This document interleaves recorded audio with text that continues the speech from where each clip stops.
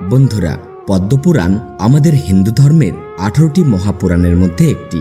আর এই পদ্মপুরাণে মানুষের এমন 4টি অভ্যাসের কথা বলা হয়েছে যা একজন মানুষকে তার জীবনে এগিয়ে যেতে বাধা দেয়, তাকে সফল হতে বাধা দেয় এবং তার ব্যর্থতার কারণও হয়ে ওঠে। তাহলে চলুন জেনে নেওয়া যাক সেই 4টি অভ্যাস কি কি, যা একজন মানুষকে কখনোই গ্রহণ করা উচিত নয়। তো নমস্কার বন্ধুরা, রহস্য টিভি চ্যানেলে আপনাদের সবাইকে স্বাগত জানাই।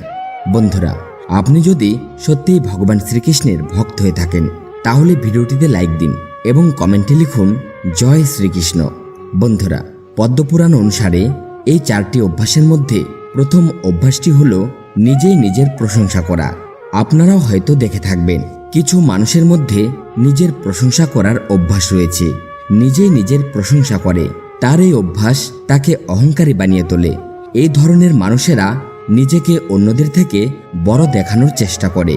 এই অভ্যাস যে কোনো মানুষকে ধ্বংস করে দিতে পারে। এই অভ্যাস থেকে দূরে থাকাটাই ভালো। দ্বিতীয় অভ্যাস হলো ভগবানের নিন্দা করা। কিছু মানুষ ধর্ম ও ঈশ্বরে বিশ্বাস করে না।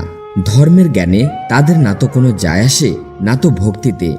ধর্মগ্রন্থে বিশ্বাস না থাকায় তারা অধার্মিক আর পাপী হয়ে ওঠে এবং তারা নিজেরাই নিজেদের ধ্বংসের কারণ হয়ে দাঁড়ায়।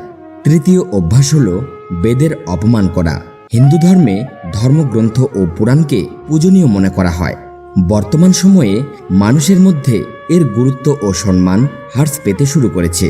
কিছু মানুষ তাকে অপমান করতেও পিছপা হয় না। এই অভ্যাস যে কোনো মানুষের জন্য ধ্বংসের কারণ হতে পারে। চতুর্থ অভ্যাস হলো অন্যের সমালোচনা করা। কারো সম্বন্ধে সমালোচনা করা বা খারাপ কথা বলা, এই দুটি কর্মকেই শাস্ত্রে খারাপ বলে মানা হয়েছে। আর যে ব্যক্তি এমনটা করে সে বাকি কাজগুলো ভুলে যায় এবং সে অন্য ব্যক্তির থেকে পিছিয়ে পড়ে। আপনি যদি সফলতা চান তাহলে এইসব অভ্যাস এখন থেকেই ত্যাগ করার চেষ্টা করুন। আমি আশা করি আজকের এই ভিডিওটি আপনাদের পছন্দ হয়েছে। ভালো লাগলে লাইক দিন এবং কমেন্টে লিখুন জয় শ্রীকৃষ্ণ।